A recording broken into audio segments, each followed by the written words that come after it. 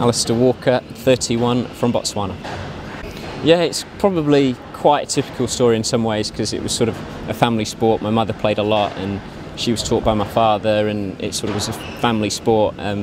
So my dad was a teacher in Africa for most of his life, so it was started in Botswana, so it's just, that's a bit different I suppose, but generally most of the boys had parents who played, I think. I can't really remember my first tournament, but my mother and I had some really competitive matches when I was about 11, 12, so those are the ones that stick in my memory, you know, most from a young age. Not really. I mean, obviously, you know, winning any sort of PSA title is something that will always be etched in your memory, but you know, the ones I've sort of done well in Switzerland earlier this season, or the end of last season rather, and the Berkshire Open in the States where I had a brutal semi-final and then managed to win the final. Those are sort of moments that stick out where I've sort of done well, but apart from that, you know, they're all big moments. I love playing in Hong Kong. I just love the city and, you know, the vibrancy of it, and you know, it's just one of those places that really has a magic about it. And you know, all the major cities are fun.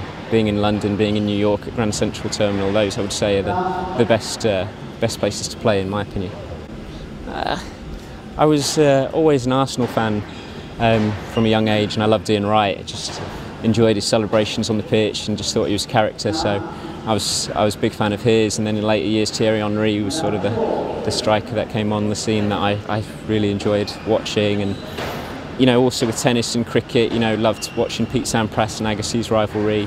With the cricket, you know, just growing up watching loads of it. So you know, South Africans like Jonty Rhodes when you're in Botswana were always fun to watch. And then you'd, you know, obviously watch England and the West Indies. You know, all those guys were Curtly Ambrose. You know, a lot of people that you really enjoyed watching in all sorts of sports. I couldn't really pick out one in particular.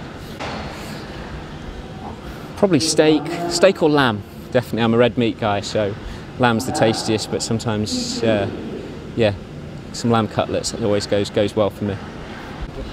Not sure. I always enjoyed history at school, so history was really fun. Also was really into wildlife and conservation as a kid in Botswana, so that's something that I still always keep an eye on. And any endangered species, I'm always following and seeing what's going on, and anti-poaching units. I might fancy myself doing that one day, that type of thing, yeah.